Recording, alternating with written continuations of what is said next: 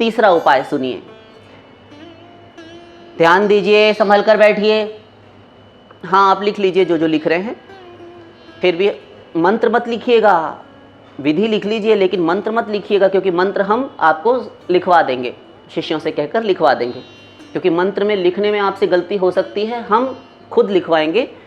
जो भी काट छांट आवश्यक होगी, गलतियां सही करके परिष्कृत शुद्ध मंत्र लिखवाएंगे। बोल तो हमने दिया है, जिस प्रकार हमने कहा है उस प्रकार आप सुनकर उच्चारण करेंगे, लिख देंगे हम।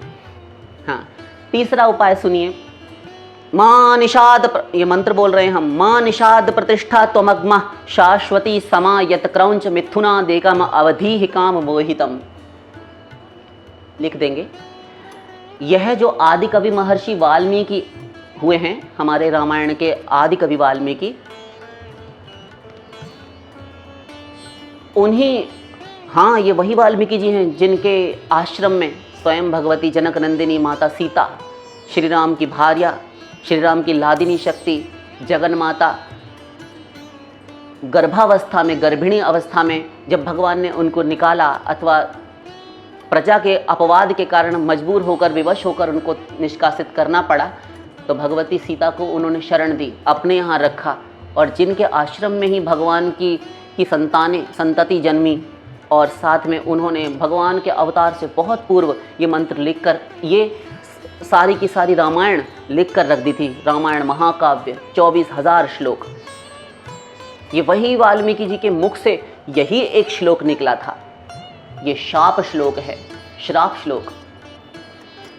मां निषाद प्रतिष्ठा त्वमग्म शाश्वती समा यत क्रौंच मिथुना देकम अवधि काम मोहितम।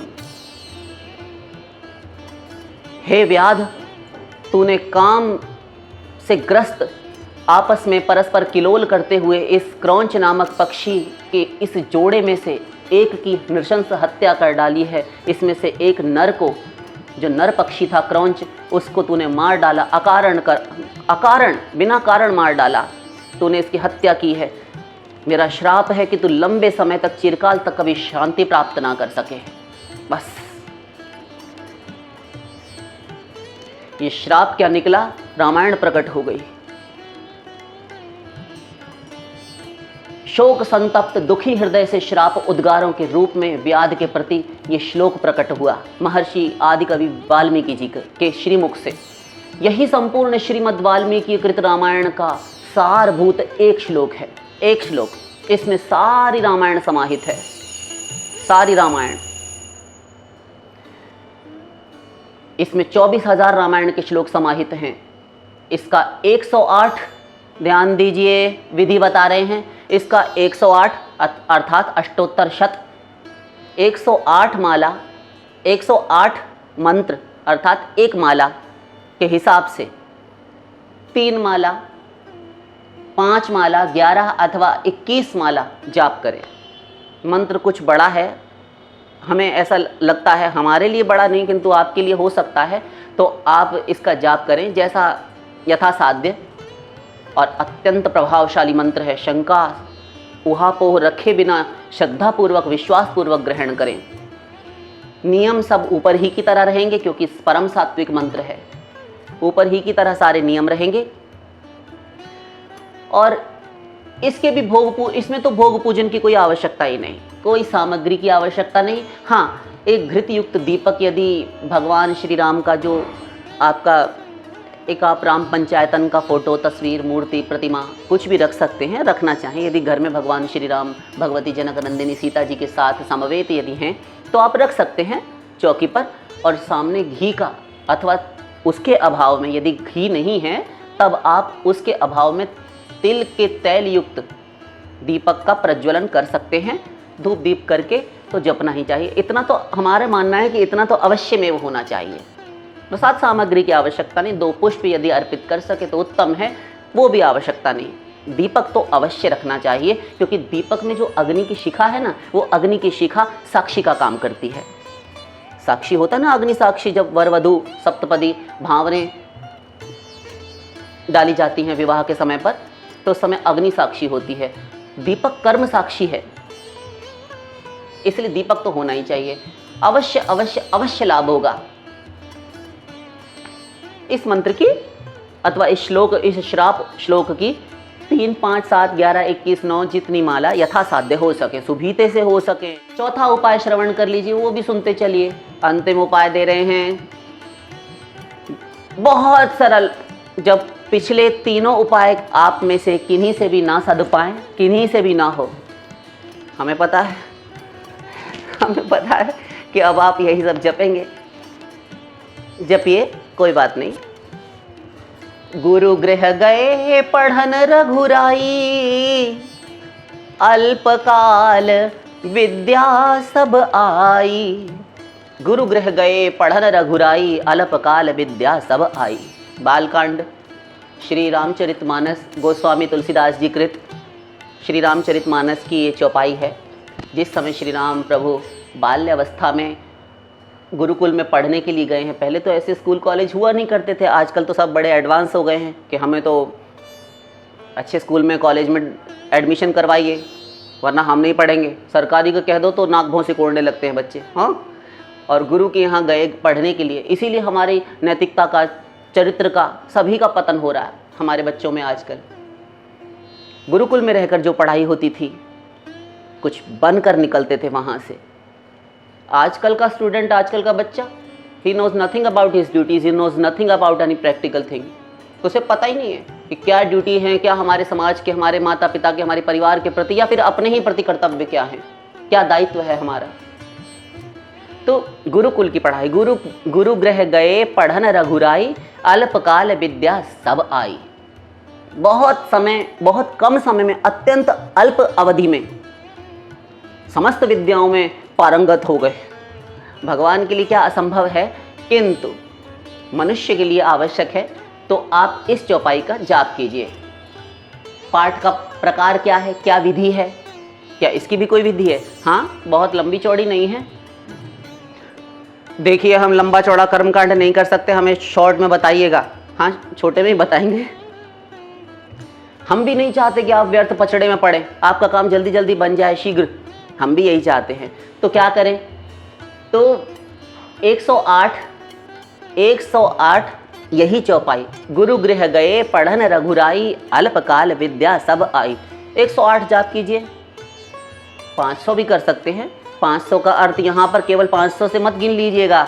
108 के हिसाब से 500, अर्थात 8 पंजे 40, 540 बार चौपाई जपी जाएगी। तुलसी माला ले सकते हैं जाप के लिए, बाकी मंत्रों की तरह तुलसी माला पर जाप कर सकते हैं, क्योंकि श्री राम जी की चौपाई है ना रामायण की, तो तुलसी माला चलेगी, ले सकते हैं। तो गुरु गृह गए पढ़न रघुराई, अल्पकाल विद्या सब आई। 108 अथवा 3 मालाएं, अथवा 5, 7, 9, 11 विषम संख्या में जपे, 21 अधिकाधिक जपे, कम से कम 3 तो अवश्य जपे। प्रातःकाल जप सके तो अति उत्तम है।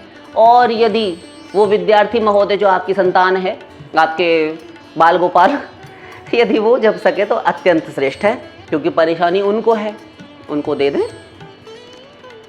सुना दीजिएगा, सुन लेंगे। तो इस प्रकार से आप कर सकते हैं, और नियम पूर्वक निश्चित समय पर करें तो उत्तम है। एक आसन पर बैठ जाएं, और कोई भी ऊनी कंबल का आसन, कोई भी आसन ले सकते हैं, और शुद्ध वस्त्र आदि का आसन, कुशासन आदि पर, कुशासन पर बैठकर जाप की बड़ी भारी महिमा है। हमारे हरि भक्ति विलास में कहा गया है, यदि कुशा के आसन पर बैठकर करें तो बुद्धि की प्राप्ति होती है। स्त्रियों को, वैष्णवों को मृग चर्म पर नहीं बैठना चाहिए, ऐसा कहा गया हमारे धर्मशास्त्रों में, हरि भक्ति विलास में। जो वैष्णव हैं वो मृग चर्म इत्यादि पर ना बैठें, व्याघ्र चर्म पर ना बैठें। पत्थर के आसन पर, भूमि पर, तिनके पर, पत्तों पर, लकड़ी के आसन पर बैठकर जाप रोग, बीमारी, चिंता इत्यादि, डिप्रेशन, ये सब बढ़ाने वाला कहा गया है हमारे शास्त्रों के अनुसार। ऊन का कंबल समस्त कामना प्रद है, समस्त कामनाओं में सिद्धिप्रद है, आप जप सकते हैं। और विद्यार्थी यदि है तो कुशासन बहुत आसानी से आपको बड़ी सरलता से पूजन की दुकानों पर मिल जाता है, जहाँ पूजन की सामग्री मिलती है ना, तो आप वहाँ से खरीद सकते हैं। बहुत सस्ता आ जाता है, अत्यंत सस्ता, बहुत कम पैसों में आ जाता है। तो आप छोटा सा कोई कुशा का आसन ले लें और उसके ऊपर कुछ जल छिड़क कर बैठें, क्योंकि आसन को पवित्र कर लेना चाहिए।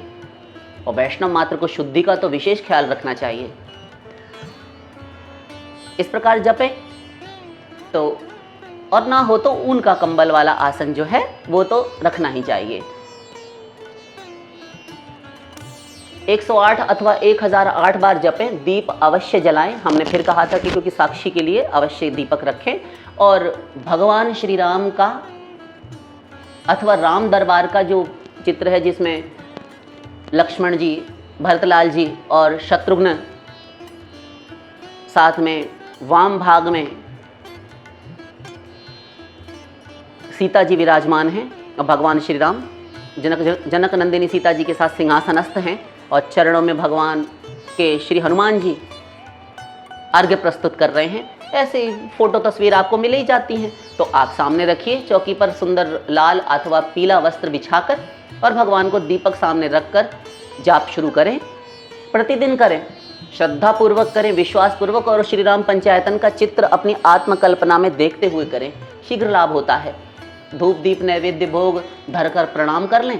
प्रतिदिन आवश्यक नहीं है, कर सकें तो उत्तम है, ना कर सके तो प्रणाम तो कर ही सकते हैं। इसमें कोई आपको शाठ्यता कंजूसी करने की आवश्यकता नहीं। और प्रभु श्री राम का ध्यान प्रीतिपूर्वक स्मरण करते हुए भगवान का चौपाइयों का पाठ किया जाए तो अति उत्तम। और आते जाते ध्यान दीजिए, आते जाते गमनागमन के कार्य करते हुए, सर्वत्र उठते बैठते ऊँघते जमवाते हुए, चलते फिरते लेटे हुए मन ही मन भी ये जाप कर सकते हैं। जिनको आवश्यकता है, जिस विद्यार्थी को आवश्यकता है विद्या की, जिनका कि मन नहीं लगता, स्मरण किया हुआ विषय कंठस्थ नहीं रहता, बुद्धि जिनकी लगता है उनको कि थोड़ी कम चलती है, मंद बुद्धि, अल्प बुद्धि और विषय विस्मृत होने की जिनको परेशानी है, समस्या है, वे कर सकते हैं। सावधानियां इतनी ही हैं कि किसी भी प्राणी को दुख ना हो, इसकी भी सावधानियां हैं, विधि निषेध। सावधानियां इतनी हैं कि किसी प्राणी को, प्राणी मात्र को, आपस्तंभ ब्रह्मा पर्यंत किसी के प्रति दुर्भावना नहीं, किसी कीट पतंग चींटी इत्यादि को भी अपने जानते में कष्ट ना पहुँचे, हिंसा में प्रवृत्त ना हो और किसी को उद्वेग में न डालें। कोई हमारे कारण बेचैन हो जाए, परेशानी प्राप्त करे, उसको कहते हैं उद्वेग में डालना, बेचैन हो जाना हमारे द्वारा किसी का, ये ना हो। और किसी को ठगे ना, ठगा जाना कोई समस्या नहीं, किसी को ठगना दोष है, ये ना करें। किसी का अपमान निरादर ना करें, कड़वा ना बोलें, कटु वाक्य ना बोलें, कटु वाक्य ना बोलें कि किसी को मर्माहत कर दिया, एक वाक्य ऐसा बोल दिया कि वो दुखी हो गया, उसको जाकर चुभ गए आपके वाक्य और वो दुखी हो गया, परेशान हो गया। ये काम यदि आपके द्वारा हुआ तो फिर भगवान भीतर बैठे हुए प्रभु श्री राम एको देव सर्वभूतेषु गूढ़ सर्वव्यापी सर्वभूतांतरात्मा, श्वेताश्वतर उपनिषद वेद कहता है ना कि भगवान सबके हृदय में बैठे हैं। एको वशी सर्वभूतांतरात्मा, एक ही भगवान है। एको देव सर्वभूतेषु गूढ़, हाँ, द्वासुपर्णा सयुजा सखाया समानम वृक्षम परिखस्व जाते इत्यादि। ईश्वर सर्वभूतानां हृदय अर्जुन तिष्ठति, अर्जुन ईश्वर सब प्राणियों के हृदय में बैठा हुआ है, गीता 18वां अध्याय। तो ये सारे वेद मंत्र और ये चौपाइयाँ, ये सूत्र सब कह रहे हैं कि भगवान सबके हृदय में रहते हैं। तो किसी भी प्राणी मात्र का द्रोह, अपकार, किसी की हिंसा, ये भगवान की ही हिंसा, उन्हीं का अपकार, उन्हीं का द्रोह है। किसी से द्रोह ना करें। मीठे वचन कहने में कुछ नहीं लगता, सबको संतुष्ट रखें। यदि अपना काम बनाना चाहें तो हमें दूसरों से प्रेम करना आना चाहिए। जीने की यही कला है, इस संसार में रहने की यही कला है। तो सात्विकता पूर्वक रहें। गुरु गृह गए पढ़न रघुराई, अल्पकाल विद्या सब आई। धूप दीप प्रज्वलित करके और भगवान के आगे 2 पुष्प रखकर, कुछ नैवेद्य बतासा इत्यादि रखकर जाप करें। अच्छा भोग लगा सके अति उत्तम। 108, 3, 5, 7, 11 अथवा 21 माला का अथवा 1000 चौपाइयों का अवश्य जाप करें और कुछ दिन करें। और किसी भी अवस्था में कर सकते हैं। शुद्ध तो अवश्य ही रहना ही चाहिए, शौचाचार इत्यादि का पालन ये सब करना चाहिए। दुर्भावना ना करें। कही हुई जो हम पूर्व में कह आए हैं वो सारी सावधानियां अवश्य रखें। विधि निषेध का ध्यान रखते हुए जपें और कुसंगति का त्याग करें। जितेंद्रियता से रहें, परोपकार करें। किसी की सहायता कर सके तो अवश्य करें। भूखे को भोजन करा सके तो कराएं। द्वार पर आए हुए किसी योग्य पात्र को, सतपात्र को कुछ दे सके तो अवश्य दें। आपका धन व्यर्थ बर्बाद ना कर दे, ऐसा व्यक्ति होना चाहिए। नहीं आता तो कोई बात नहीं, जितेंद्रिय होकर रहें। अश्लील गंदे विचारों से दूर रहें, ये मन में ना आने पाएँ। पराई स्त्री, पराई बहन, बेटी, माता, स्त्री जाति, मातृशक्ति के प्रति अपनी आदर बुद्धि रखें, पूजनीय बुद्धि रखें, दुर्भावना ना करें, कुत्सित गंदे विचार ना मन में आने पाएं और भूल से भी मन में कोई भी गंदी बात ना आ जाए। चारित्रिक पतन नहीं होना चाहिए आपका और स्वयं भी ब्रह्मचर्य से रहें, 8 प्रकार का ब्रह्मचर्य। और पवित्र तो रहना ही चाहिए, वैष्णव मात्र को पवित्र तो अवश्य रहना चाहिए। शरीर अंग की शुद्धि रखें सदा सब कालों में और स्नान आदि से तन की शुद्धि, अच्छे शुभ संकल्प विचारों से मन की शुद्धि रखें। बस और कुछ नहीं करना आपको, बस इतना करना है। इतना मात्र करके आप लाभ देखिए कितनी शीघ्र लाभ होता है इसका। जब आप यदि मन वचन कर्म से पवित्र हैं तो आप फिर सदा सर्वदा करते रहिए, सदा सर्वदा करते रहिए। यदि मन वचन कर्म से पवित्र हैं तो भगवान की दृष्टि आप पर सदा है, सदा। तो आप करते रहिए। शेष फिर वृंदावन विहारी लाल की।